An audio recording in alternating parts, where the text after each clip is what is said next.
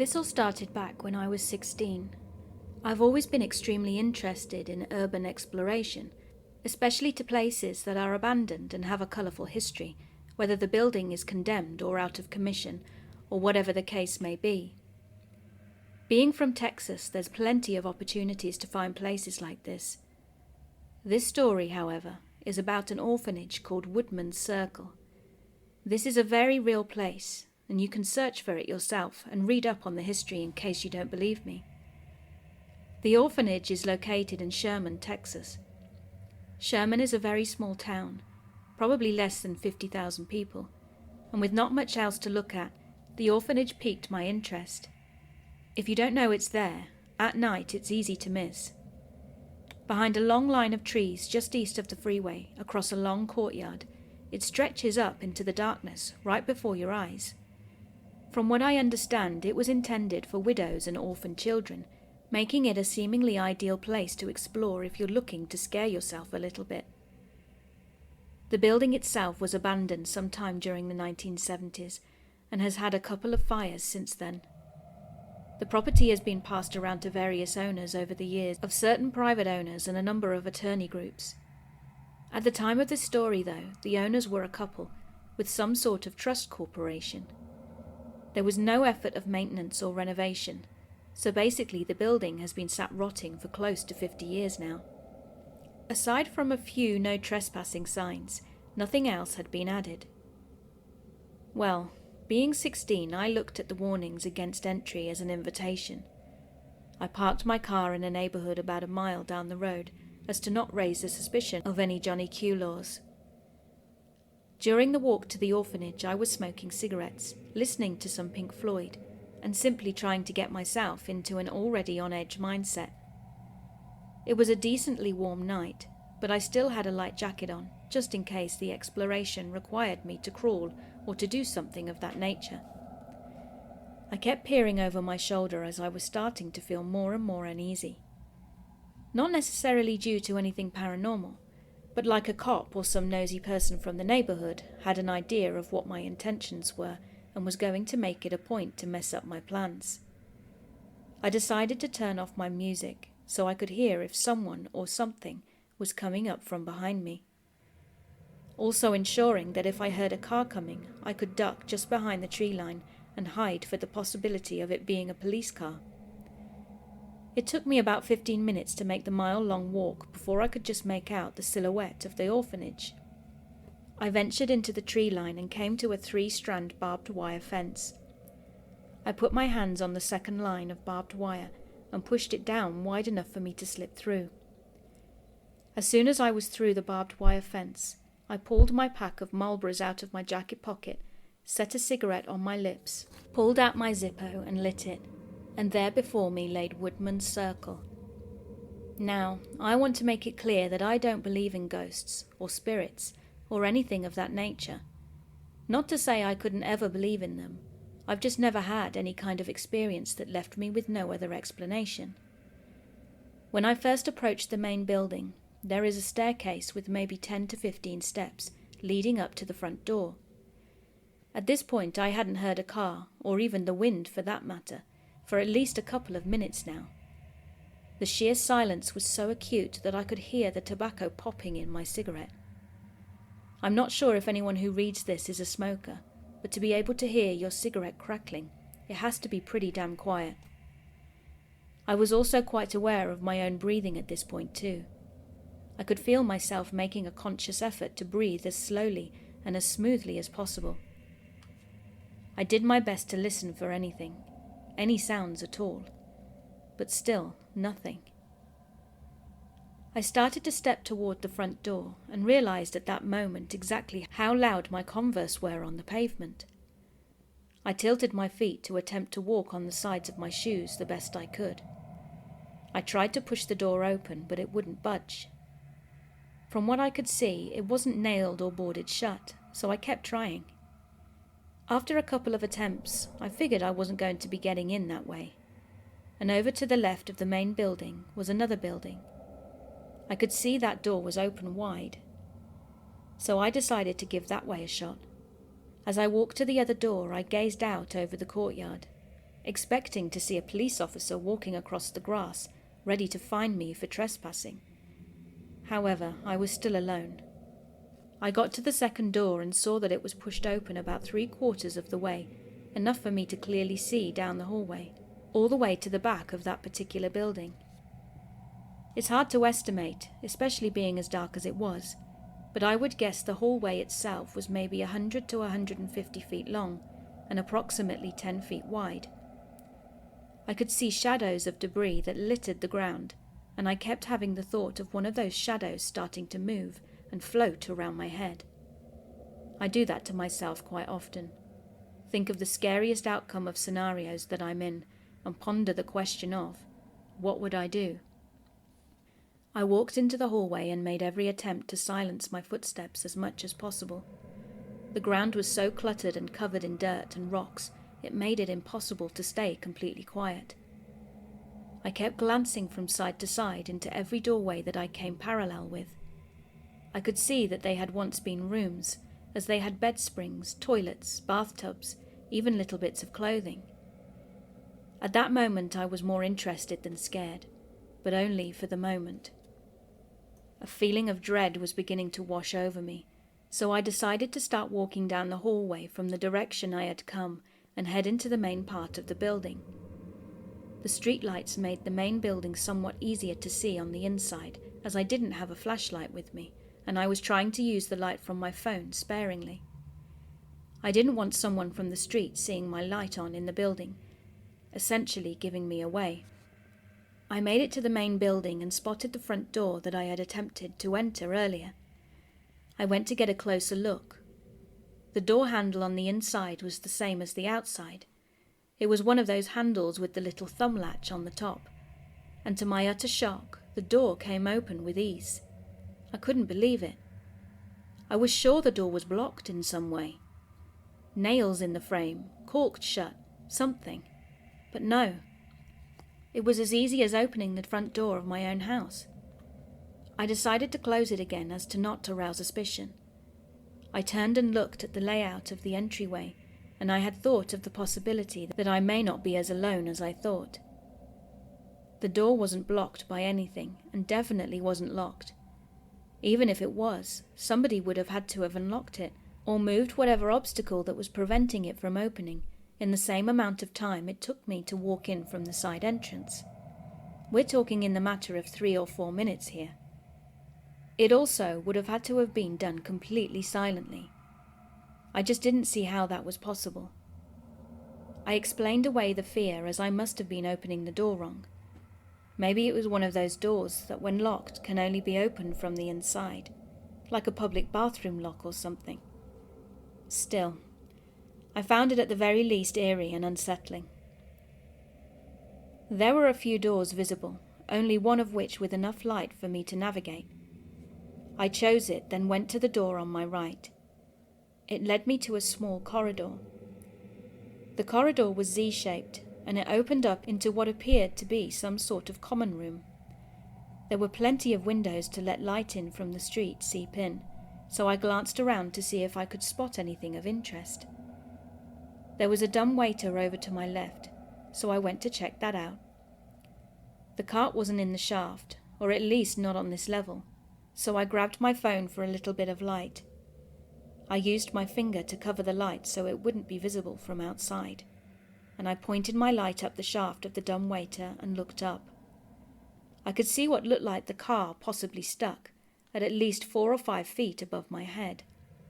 Then I looked down, and sitting on the bottom of the shaft was what I think were children's clothes.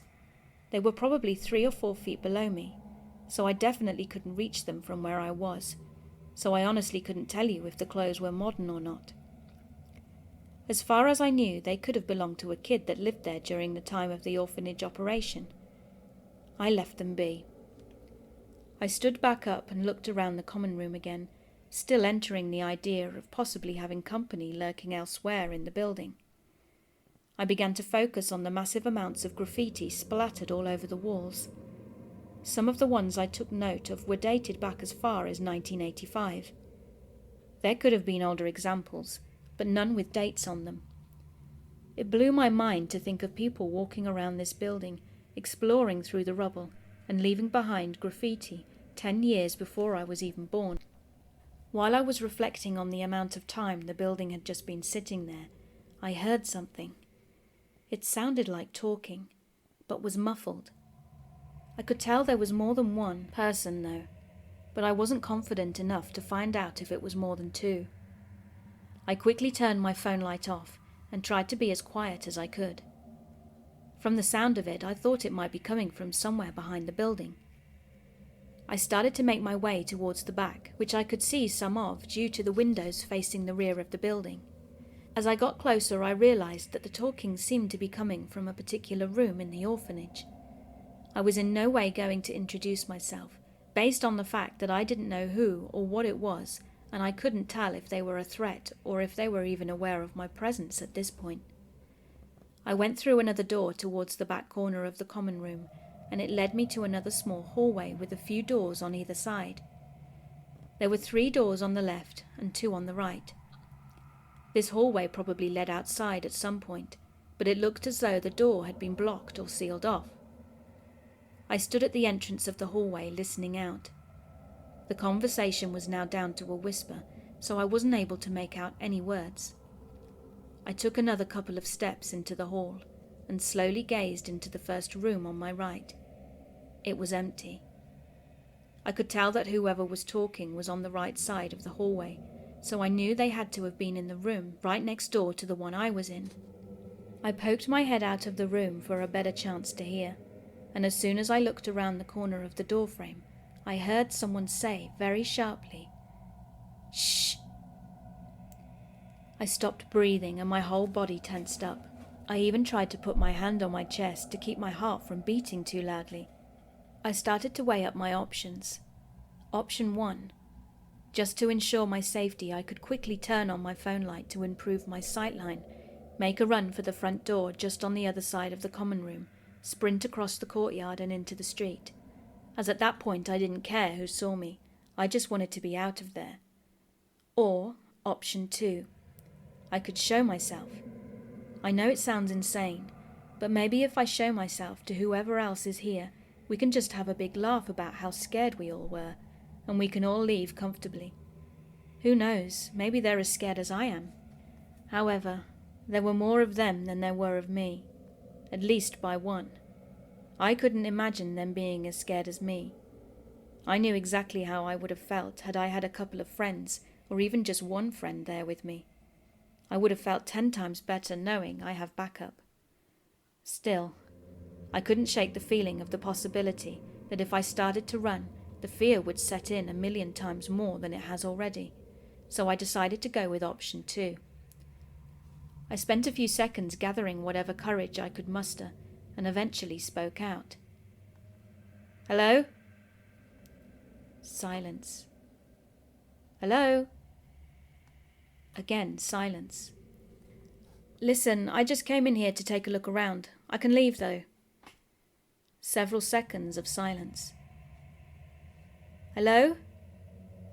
By now it had been about 15 seconds with no response. I stepped out of the room I was in and looked around the corner of the doorframe to their room. Terrifyingly, the room was empty and nothing to suggest there were people in there. I was just in deafening silence again, alone. I began to panic, so I grabbed my phone and turned my light on. I spun around to make a run for the front door, and right as I turned, I spotted someone sticking their head down out of a hole in the ceiling and smiling at me. I couldn't move. I felt like I was experiencing something akin to sleep paralysis. It didn't even feel like I was standing anymore, but more like there was some kind of feeling of horror that filled me up, and that's what was keeping me upright. It was definitely a person. Not ghost or apparition, but it seemed just a tad off. I don't know, like their smile was uncomfortably wide, and their eyes were unusually small and spaced apart. Before I could even conjure up another thought or emotion, I screamed. I rarely scream out of fear. That's not to say I don't get scared, but if someone jumped out at me, I do the same thing most people do and take a really sharp breath in. but it's seldom that something scares me so much that I actually scream. I started to sprint to the door, not even using my phone light. I had no regard for anything other than escaping, so I just ran. I made it to the front door and flung it open. Barely breaking stride, I scampered down the stairs, taking them 4 or 5 at a time. I ran across the courtyard and made it to the tree line. I grabbed hold of the barbed wire fence and turned my head to look over my shoulder. On the porch of Woodman's Circle stood what looked like 3 people. They weren't doing anything, just standing there staring at me. I couldn't make out their facial expressions, or even their facial features, when all of a sudden one of them began to scream, and the strangest thing is that the screams sounded exactly like mine, or at least the memory of the sound of my own scream still resonating in my head. I couldn't tell you if it was meant to mock or taunt me, or if it was something else entirely. I just don't know. But I was still so scared out of my mind, I slipped through the barbed wire fence and ran straight to where I parked my car. Now, being a smoker, running wasn't my strong suit, but since I was only 16 and I hadn't been smoking for very long, I made the mile-long run to my car in probably less than 7 minutes. I hit the unlock button on my key fob, flung open my door, and jumped into my car. I locked the doors and started the engine. Then I just sat there for a second, and after about a minute, I put my car into drive and started the drive home. That is where my adventure that night ended. I have no idea what the hell happened, or who the hell those people were. I honestly couldn't even say if they were people. I suppose it could have been something else, but I just can't bring myself to definitely say that that was the case.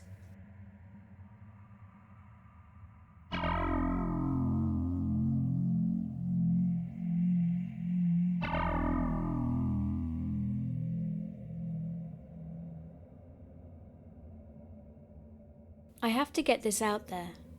Let me preface this by saying I have memories of a shadow person for as long as I can remember.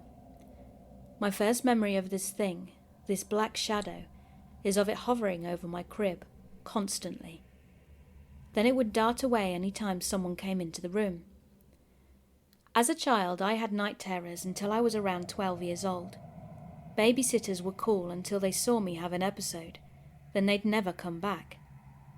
I would sit up straight in bed, eyes open, and scream at the top of my lungs, but I was asleep and consciously aware that I had no control over my body. The only way my parents could get me out of it was to put me on the toilet and throw a bucket of water over me. The toilet was necessary because I'd piss myself as soon as I came to. Sleep paralysis, they said. Night terrors, they said. Years went by, though, before this thing came back to torment me. In college, I dated and lived with a DJ who would always be out working till early morning, so I spent a lot of time alone. It was a very dark time in my life. Something had started calling my name during the day and whispering in my ear at night. It didn't happen often, so I just ignored it. Months went by. Guests that slept in the living room would say they'd seen a shadow going up and down the stairs in the middle of the night, but I couldn't tell if they were dreaming it or not, but I'd seen the same thing. At that point I knew it was real, but still wasn't ready to admit it. Now, one very, very late night, I was having a bad fight with my boyfriend over the phone. I was so angry that I was seeing red, and that's when the whispers started. A chorus of them, like the noise your breath makes when you try to fog glass. Then the dread set in. I felt a heavy, dark presence in my room, moving around my bed. Normally this is also something I would have disregarded, but my cat had stood up, back curled, and was growling and hissing at this thing that I couldn't see. Where I felt it was moving, the cat's eyes were following. Then that's when it hit me. All those times I shook it off, it was real. It was undeniable. Panic set in. I looked up and this thing was standing at the foot of my bed. It was tall, masculine, but not human. I could only see its outline with the exception of its closed smile and very long fingers, which were touching at the tips. At that point, it was also undeniable that this was not my first encounter with this thing. It was all too familiar. All these repressed childhood memories came flying back with a vengeance, and I threw the covers over my head like a toddler and counted to I don't even know. The whispers were still going on. I knew it was still there, but eventually I had to come out from under the blankets, and when I did, it was still standing there, smiling at me. I panicked and said, "Are you kidding me right now?" This thing's smile went from closed to open. Its mouth stretched from ear to ear. The only way I can explain it is that it looked like a Cheshire cat smile, and its long Dracula fingertips started drumming together. It was getting off on my terror. I called my boyfriend back, hysterical, scared to move. He had me put him on speaker so he could say some prayer, at which point the chorus of breaths turned into angry growls. I ran out of that apartment barefoot in my pajamas, down the streets of Boston, and sat in my car until my boyfriend came home at 5 a.m. I still feel bad about leaving the cat, though. I never wanted to be alone in that space again after that, and I never got any answers as to what happened, but I was shook, and I still am 10 years later. Shortly thereafter, I got a DUI in my driveway after hanging out at college parties on campus, trying to avoid being home alone. I embraced hippy-dippy stuff after that, as it was the only thing that I felt I could do to avoid ever seeing that thing again. Things like yoga, practicing emotional intelligence to keep my negative emotions quiet, burning sage, crystals, ancient symbols, houseplants, Himalayan salt. You name it, I did it. 3 weeks ago, I went to show my new boyfriend a picture of my best friend's mother, who was murdered in high school. It was the memorial newspaper clipping that I've had nestled in the corner of my dresser mirror for 16 years. But the picture was gone. I frantically searched the dresser, but to no avail. I cried when I thought I'd lost it. Then last week I came home from work, and the picture was face up on the floor, smack dab in the middle of the room. Yesterday my boyfriend and I woke up in the morning, and the full-length wall mirror that sits across the room from the dresser mirror was on the floor. Now this is a heavy-ass mirror. It didn't break, nor did it wake either of us up when it fell, and we were both light sleepers. I went downstairs to make coffee before work, when my roommates asked me what the earthquake was about in my room at 2:30 a.m. Apparently the mirror woke them both up when it fell, but not us. I'm scared and terrified. Where the hell were we that we didn't wake up? Why did this conveniently happen at witching hour? Why didn't the mirror break? Why did my guardian angel's picture go missing and show up just last week? I hung the mirror back up last night, and I'm already regretting it. It's covered in a blanket right now because I'm scared. I've read that 2 mirrors across from each other can create a portal more powerful than one alone would. A friend of mine moved into a new house as a kid and started sleepwalking, going through the kitchen knife drawers and threatening family members while he was asleep. His mother had someone come in to look at the home, and this woman said the mirror behind his bed was the culprit. His mum got rid of the mirror and the sleepwalking stopped. I feel like something is not happy that I am happy, and I feel like Linda is trying to protect me or tell me something. I don't know. Is something bad about to happen again? Is this dark entity switching up on me, using mirrors to get into my space since it can't get in how it used to? Is it even the same entity? I'm sorry, but when mirrors start flying off the walls in the middle of the night, that's not sleep paralysis. Forget your medical explanations. But why? Why me? What the hell did I do in a past life to deserve this? I must have been a real asshole. I've done everything I can to protect myself from this evil, and it keeps coming back. What else can I do? Could this have anything to do with Mercury being in retrograde? Send good vibes, guys. I need all that I can get.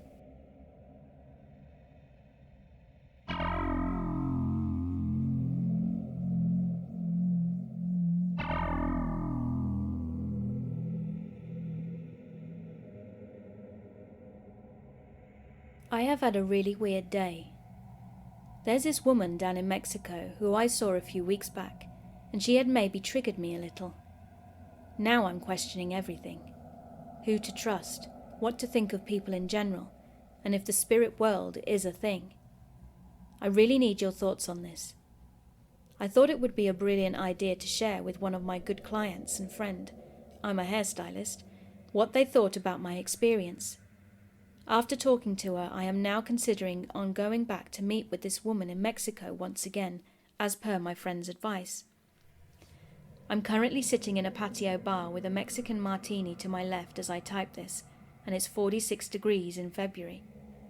I felt the urge to write this shit down because I need to remember every detail before my forgetful brain lets this experience fade away like the black dye on my jeans every time I wash them. So this all started last month. I was feeling like crap, anxious, stressed, sad, mad and exhausted, and like if everything I was doing was absolutely pointless. I've also had a weird migraine for about a week now, even after taking meds. Nothing worked. I was on my way down to Mexico with my mum to visit family and to just go see my dermatologist and physical therapist down there. He's a family friend and gives me a hell of a discount on a laser treatment for my underarms.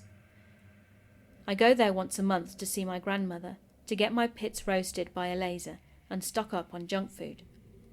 Try to picture me in the passenger seat, crying to my mum, telling her how crappy I feel and that I'm thinking about seeing a therapist because the anxiety has gotten kind of out of hand. I can be a little dramatic sometimes, but most of the time I'm pretty chilled. Let me tell you about my mum. My mum is more a traditional Mexican Catholic kind of mother. She abides by her upbringing and is pretty much set in her ways. But I want to make it clear that she is a loving, caring and mellow soul.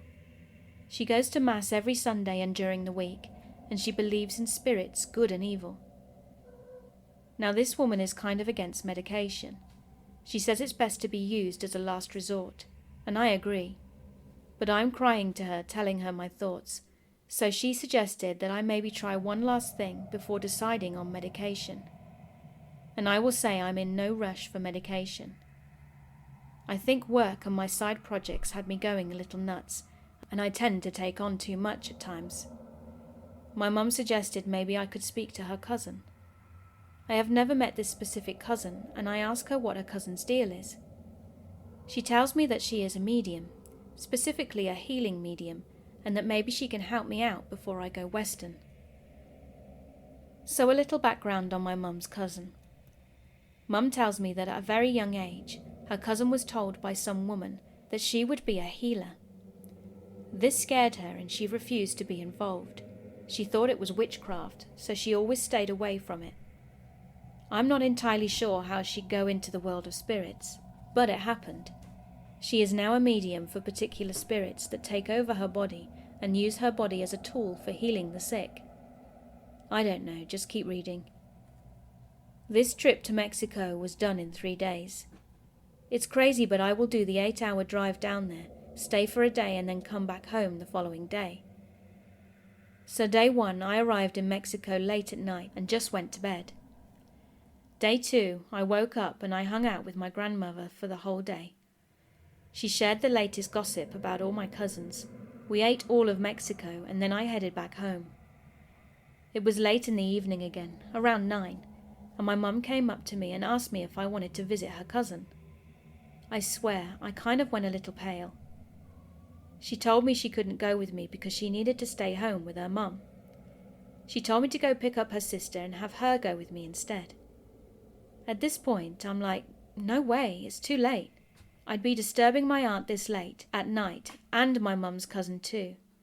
But mum said her cousin is a busy lady, and that if I wanted to talk to her, this would be the best time. I asked my mum to please go with me, but she insisted I go with my aunt. So I picked up my aunt as she only lives on the other side of the boulevard. She was up late the night before working for one of her clients and said she needed a break. She mentioned she was hoping she could talk to Margarita too. Margarita, this is a spirit.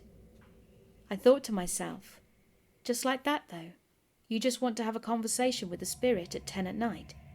Normal routine down here, I guess. This is fine. Mum said it's fine. So we arrive at her cousin's house, and it's already dark out. It's a small place.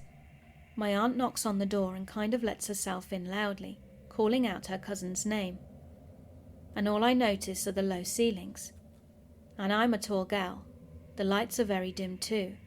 Then I saw this friendly face approach us and say, "Welcome." Now I've never met this woman before. She led us into a small room next to the living area, and this room had an interesting aroma. It was different, a floral herbal scent, but with a hint of burning candle. The walls were a bright yellow colour scattered with candle smoke stains in different areas. The room was full of saint statues, a lot of framed pictures on the wall from which I recognized two figures, Jesus Christ and El Niño Fidencio. So for the rest of the story, I'm going to refer to my mum's cousin as the cousin. She says hi, then she tells us she'd gotten a call from my aunt saying that I was hoping to see her.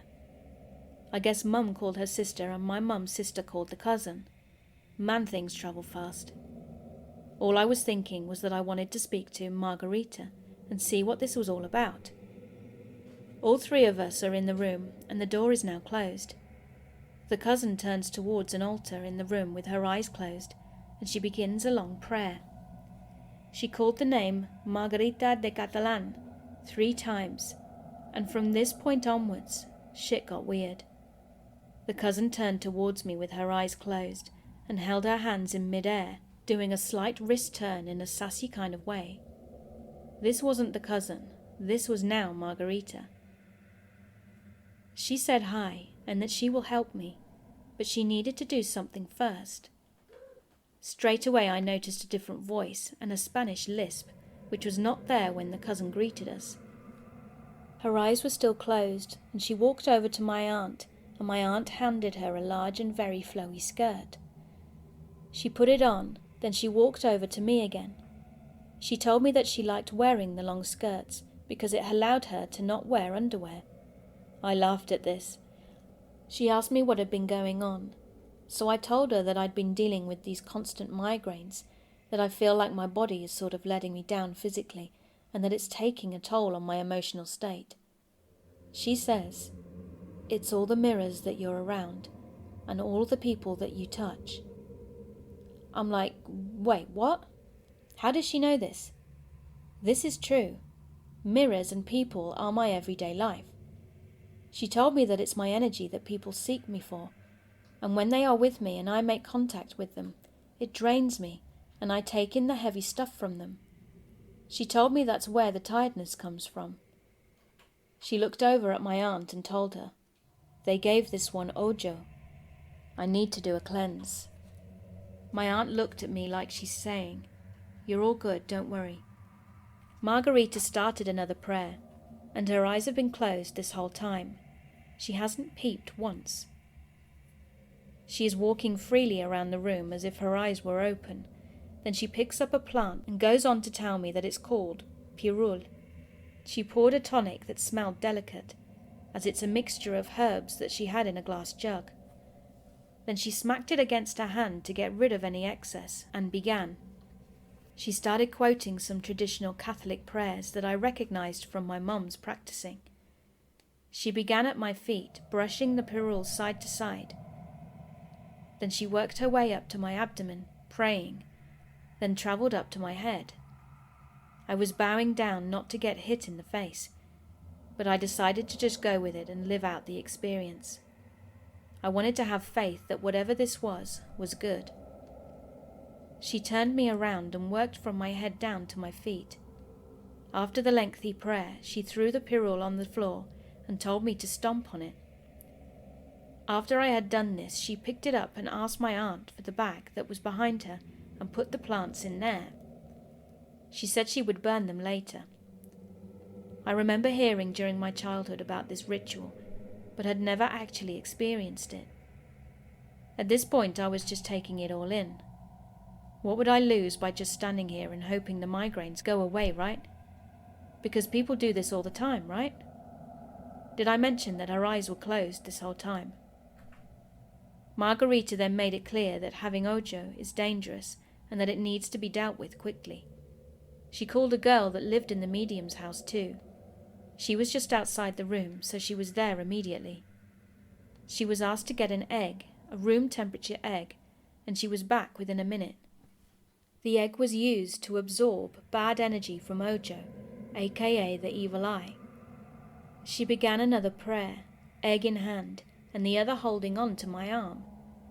She asked me to close my eyes, then motioned the egg in a small cross shape, starting at my head, then my eyes, working her way to my neck, then my chest, heart, abdomen, and then she did one smooth swipe to one of my legs, then the other.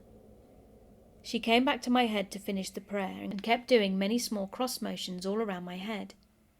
She had a glass filled with water at the altar that she cracked the egg into. She pulled my aunt and started showing her something on the egg. I kinda burst into their conversation and asked to see. She showed us both that the whites of the egg were practically cooked. The whites were white, not clear. My head was a frying pan. The egg was soft and stringy but white.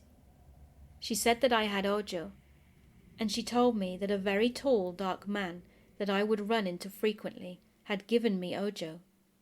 I could only think of one man. There was this dude at the gym that gave me a really heavy stare, and it was honestly quite disturbing.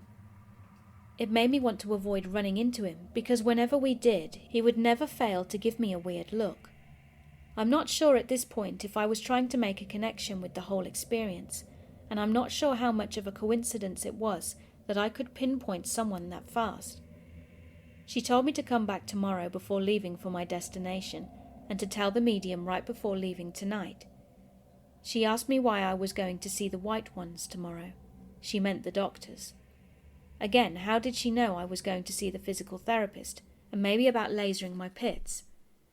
I told her I'd been getting therapy for one of my legs, as I've been dealing with sciatic pain for a while, and therapy seemed to help, so I was back for another session. She told me to pull my pants down so she could massage another tonic. So I pulled them down and she laughed and said, "You wear those things, don't you?" She was referring to underwear. She massaged my legs with her eyes closed, and she said that it would help. Margarita mentioned a few things that are now sitting in the back of my head. I was told that there was a woman at work who wondered a lot about me, but I couldn't tell if she meant harm, or if this woman was truly just curious. She also mentioned that I was going to make excuses to avoid going on a big trip, to tell someone close to me to remind me that they are just excuses and that I need to go regardless of what I say. I told her I was planning a trip with the family in May, and that I was really looking forward to it. She replied that I needed to go and that I should say a prayer before boarding because I was in charge of a very large group. Margarita gave me advice on how to deal with energy. She told me to wear a rid bracelet or to keep an alum stone at my workplace to let it absorb the overload and to get rid of it after some time, but not to make direct contact with it. She told me to brush off my arms after finishing work and before making my way home. She also advised me to brush my arms off again when taking a shower, but to aim towards the drain to make sure the bad stuff wouldn't linger around the house. She asked me to bring a couple of bottles, because she wanted me to take some tonics home. She also mentioned something about a man who I would find interest in soon. My aunt asked for a quick cleanse, as she was going to be working late on an audit and had a presentation in front of a board. She just asked for a clear mind to give her strength through the process, so she did the whole Pyrrole cleanse. I had lost track of time, and it was almost 1 a.m. Margarita asked if there was anything else she could assist us with. We both replied no and thanked her for seeing us. She turned to the altar and began another prayer, put her palms together, and then brought one of her hands to a wafting motion towards her forehead, as if she was welcoming something into her body from in front of her. She took a couple of deep breaths, then my aunt suddenly reached out to Margarita because she'd lost her balance. She pulled the chair over to her and said, "That one was heavy." It was the cousin. She was back. She felt weak and seemed a little drained. Her eyes were on red. My aunt explained to me that her cousin had no recollection of what would have happened when she was in a trance. Therefore, you have to explain to her if you are coming back, or if the spirit needs her to do anything. I told her that Margarita asked me to come back tomorrow around 1ish, after my doctor's appointments. She said okay and that she would see us then. I got in the car and my aunt drove us back to her place. Along the way she told me that Ojo is very dangerous, even life-threatening. She said that even if someone doesn't mean to do you harm, that with any amount of jealousy or even deep interest can be the cause of the evil eye. It's an accumulation of energy, and your body doesn't know what to do with it, so it stores it, and you start having symptoms of the overload. The deadly part is that the headaches can cause damage. We pull up to her house and I take over the driver's seat. My aunt makes her way inside and I start my drive home. The drive was hard though. I was trying to wrap my head around the whole thing. I'm a skeptical person, but I like to think of myself as a spiritual person. I don't know where this falls. Is this black magic? White magic? Is there such a thing as grey?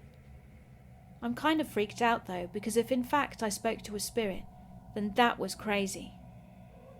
Then the skepticism kicked in and started wondering if Mum had said too much to my aunt before my visit. I needed answers. I got home, Mum and my grandmother were asleep, so I go straight to bed, hiding under the sheets whilst Googling Margarita's name, but didn't find much info on her.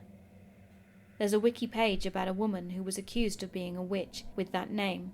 Her last name was Templat on the wiki page. I go to bed thinking, great. What door did I just open, and which?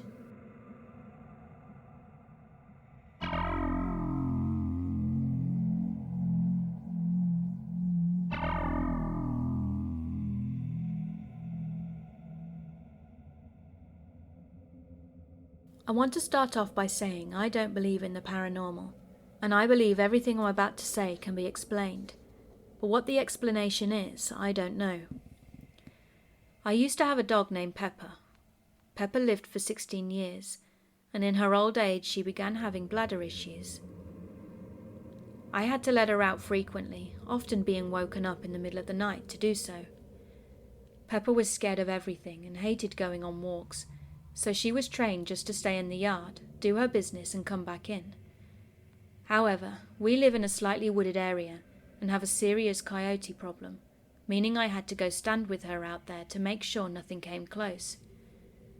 Again, being very old for a dog, Pepper would take her sweet time going to the restroom. I had a lot of creepy experiences during the times I'd be letting her out at night, one of which being around 2 a.m. one night. A woman in fancy clothes parked up and walked straight into the woods. And there was another night when several guys were asking for an Adam very sternly, plus plenty of other occurrences. But the scariest of all was the figure I saw up the road. I live in a cul-de-sac, so there's no through traffic, no stores, or anything of the sort nearby, just a bunch of old people and families.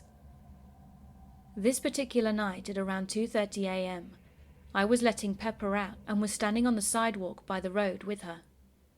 I always like to stay vigilant because I have anxiety and I'm super paranoid. So in scanning my surroundings, I looked up the road to the top of the hill and saw someone else walking down the sidewalk towards me. They had a street lamp behind them, illuminating their silhouette, but from what I could see, they appeared to be wearing some kind of gown of some sort, like a hospital gown, or more likely a bathrobe that wasn't cinched up. The way they moved, however, was what freaked me out so much. Their knees were touching each other, making it so they only moved their lower legs to hobble forward, and their arms were tucked to their sides, but only to the elbows.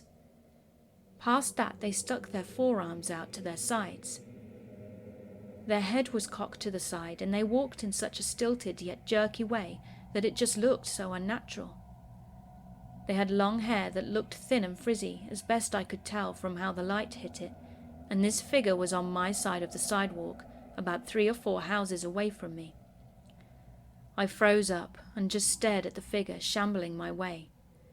I felt cold and absolutely terrified from the sheer abstract way it moved. I looked down at Pepper for just a moment, in hopes she'd stopped using the bathroom so we could leave, but she hadn't. Looking back up, the figure was still coming my way.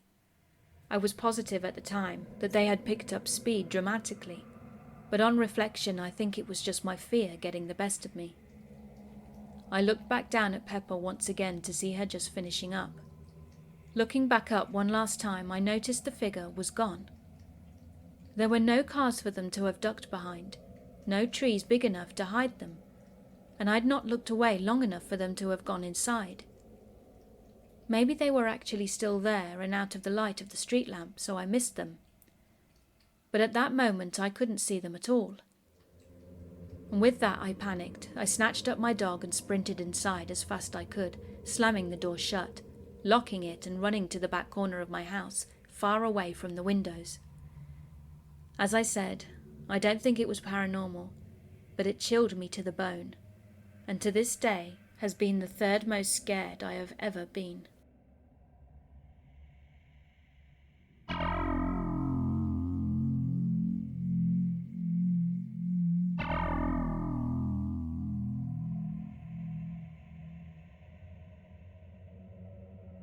When I was travelling in Ladakh many years ago, my boyfriend and I spent a week staying in a room above a tea shop in a tiny village on the road from Kargil to Leh. The village had only a tea shop, a gompa with a few resident monks, a herd of goats, and that was about it. But we'd been travelling for a few months by that stage, and it felt a good place for us to hole up and rest for a little while. On our first morning there, we were abruptly awoken by a young monk knocking at our door, who announced in very limited English, and a lot of hand gestures, that he had come to take me on a tour of the gompa. I hadn't met this monk before, but despite the language barrier, immediately I felt comfortable with him, though I did think it was a bit odd at first. Now, despite my boyfriend tagging along with us, the monk's focus was always clearly on me, and to cut a long story short, we spent much of that week in his company and got to know him well. In private, my boyfriend would jokingly refer to him as my suitor. There was never any creepiness, and we both felt the monk's obvious devotion to me was more in the way of an old and dear friend who hadn't seen me for years and who was clearly very excited to see me again. After being there for a week, we decided to say our goodbyes and continue on to Leh. After a month or so in Leh and exploring the surrounding countryside, we eventually decided it was time to head back down to India, and so caught the bus out. When our bus made a quick stop in the monk's village, we didn't have time to get off the bus, but the young monk suddenly appeared at my window and grabbed hold of my hand. He quickly told me not to worry, and that he would see me again. When I tried to explain that he wouldn't, because we were now on our way back to India, and would be returning to Europe from there, he shook his head, gave me the most beautiful smile, laughed and said, No, I see you again another time." And as he ran beside the bus holding my hand for as long as he could, I realized that he meant he would see me in another life, and I felt a sudden rush of emotion. After a while I forgot all about the young monk, and it wasn't until nearly 20 years later, after my son was born, that I suddenly remembered him again and what he'd said. When my son was born and I looked into his eyes, I instantly felt as though I remembered him, which I hadn't with any of my other children. And not long after, when I began to take him out and about, people began commenting that he was an old soul, and when I asked them what they meant by that, they explained by saying he had been here before. And these were relatively normal mums and dads at play centre and school who weren't making the same comments about other people's babies. But I let it pass, thinking it was just one of those silly things people say. But as the months passed, although he was very advanced physically, he started walking just before he reached 6 months, and by 8 months he was climbing every gate, ladder and tree he could get his little hands on.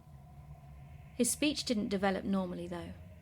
He spoke pidgin English, very hesitantly, as though learning a second language, but spoke a different language very rapidly, whose delivery style reminded me of the Tibetan-based language spoken in Ladakh. We presumed, and told people this, it was just a speech delay, but every time he spoke I couldn't help but be reminded of the young monk and what he had said about how he would see me again another time. By the time he was 4, English had replaced his other language, and now at 11 he has no memory of this other language. But as he grew, he also started to display certain character traits I remembered as belonging to the young monk. A very particular sense of humour, a love of sugar, an interest in the planets and stars, gestures, postures, and facial expressions I remember as belonging to the monk, and which my other children don't share. Although I would love to believe in reincarnation, and have read a number of accounts which seem to confirm reincarnation, or, at the very least, a well of past life knowledge we can dip into, I've never been able to rationalize how reincarnation would work at a universal level, and so still sit on the fence where it is concerned. Having said that though, I still wonder about my son and the young monk from Ladakh.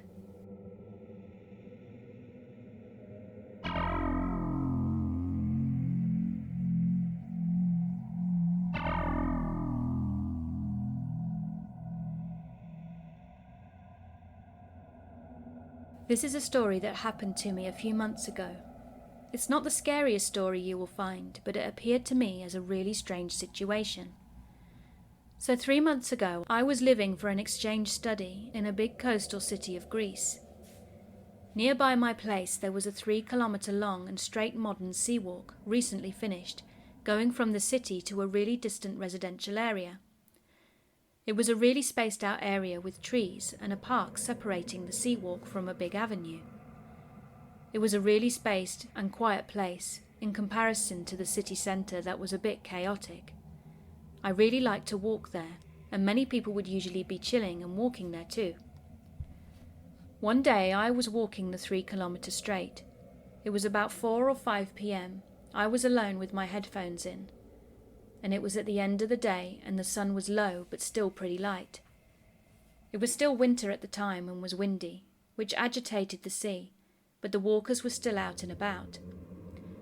At the end of the sea walk there is a big red building riding on the sea. You bypass it on the walk, going right, then left, following the shore.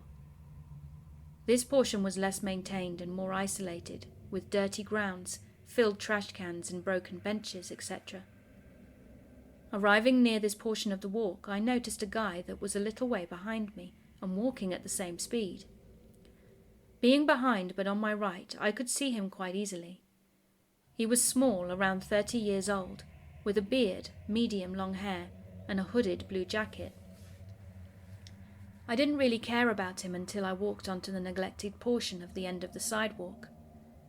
Walking there, he started to talk to me in a weird language. I didn't speak Greek, but I really had the feeling that he didn't speak like the other locals. He spoke in a really fast way.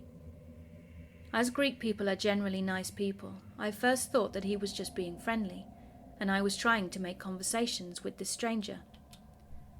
I told him in English that I didn't speak Greek, and as he continued to speak in his language, and I kept insisting on the fact that I couldn't speak Greek, he came closer to me. That's when I really felt that he wasn't as friendly as I thought. After 1 minute of incomprehension, he became way too close to me and seemed really pissed off. Strangely, at that moment, there was absolutely no one around, and I felt the atmosphere very strange. Then abruptly he took my forearm with his hand and said to me loudly with his weird accent, "Passport, passport." I rejected him with my hand, and he continued to say the same word. He wasn't any kind of policeman, and not being a hot-blooded type, I told him calmly but firmly to move out of my way. "Goodbye, mister," I said. "Please move." He stayed where he was, so I moved away about 10 meters and headed back in the direction I had come. He stared at me for a few seconds, then moved away and went in the other direction. He didn't look to be in a hurry, just pissed off. I stayed there for 1 minute. Then a family suddenly appeared, walking quietly along. They didn't look as if they'd seen the altercation, and until now it looked pretty much like a creepy encounter. This is where the story becomes strange to me. The direction the guy took was going left from where I was, so I couldn't see the way he had gone. After 1 minute I decided to follow him, as I was curious to see what he was doing. I took the turn and I was really surprised to see lots of people walking casually, but no trace of the guy that had just assaulted me. The walk offered no exits in less than 150 to 200 meters, with the big red building on the left and the sea on the right. I really had the feeling that the guy had just completely vanished. If he had run this way, then people walking here would have noticed. I also don't see why he would have wanted to escape me in that way anyway. I wasn't calling the police or anything. I thought about it later. When he was talking to me, I really had the feeling that we were totally alone, not a person in sight. But in the instance he'd vanished, random people started to appear everywhere, on every side of the walk, as if everything was going back to normal. My imagination made me think that it could be more like an encounter from another dimension or something, but then I thought that it probably could have been a ghost. I can't really say for sure that it was a paranormal experience, but it was definitely really odd. I honestly don't know why the guy was asking me for my passport, and I really don't know if he was Greek. Maybe he just didn't like foreigners, or maybe he was just a bit mad. It was just the atmosphere around the whole thing gave me a really weird feeling. What do you think it was?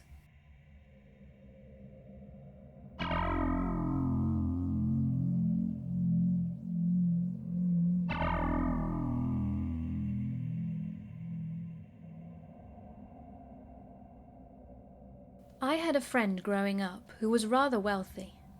His father owned 30 acres that had a few barns within them.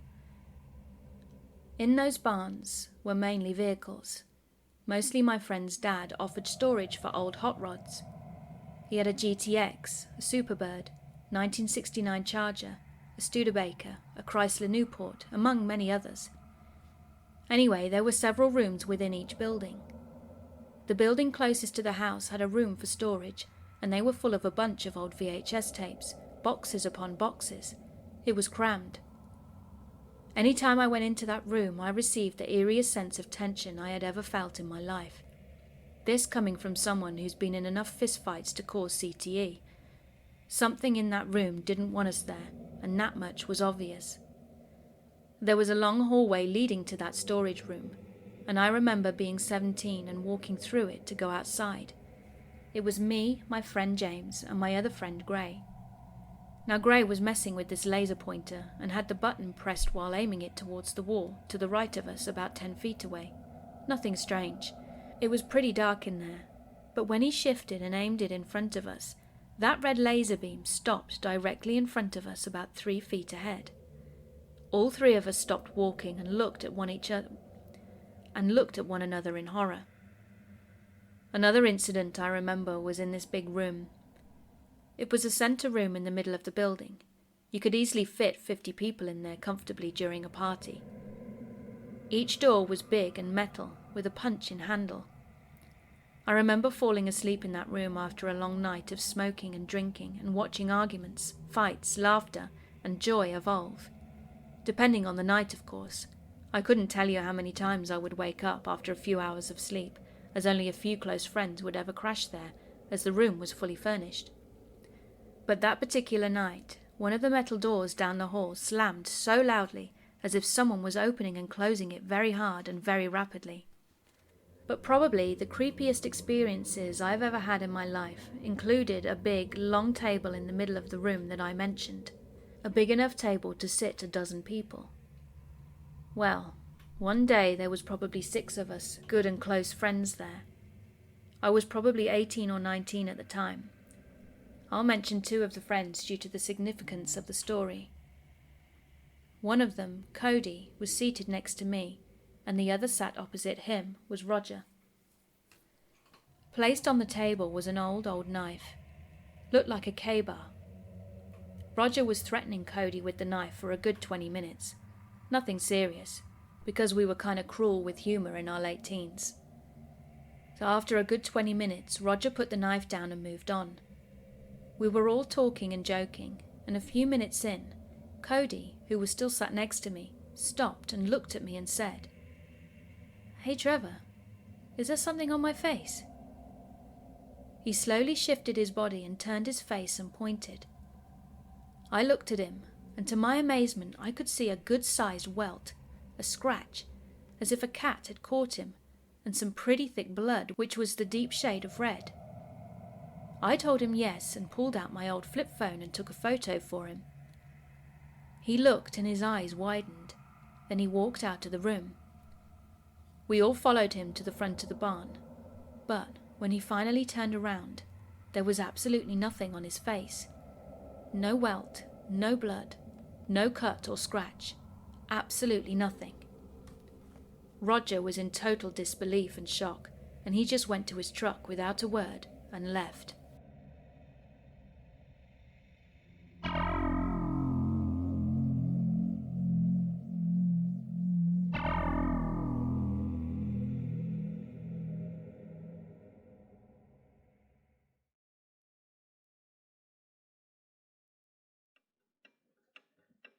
Hey fearsome friends, thanks for listening. Please make sure you subscribe and click that notification button so you can be aware of all my videos when they upload. If you have a story that you'd like to hear me record, then please send it to my subreddit, rmissfearsome83, or alternatively email me at missfearsome83@hotmail.com. If you'd also like to support me further, please go to my Patreon and join for as little as $1 a month, where you'll get early access to all my recordings, and they will also be available as MP3 downloads. I also have some awesome merch on the Spreadshirt website. All links are in the description below. Stay safe, stay happy, and remember, keep being creepy.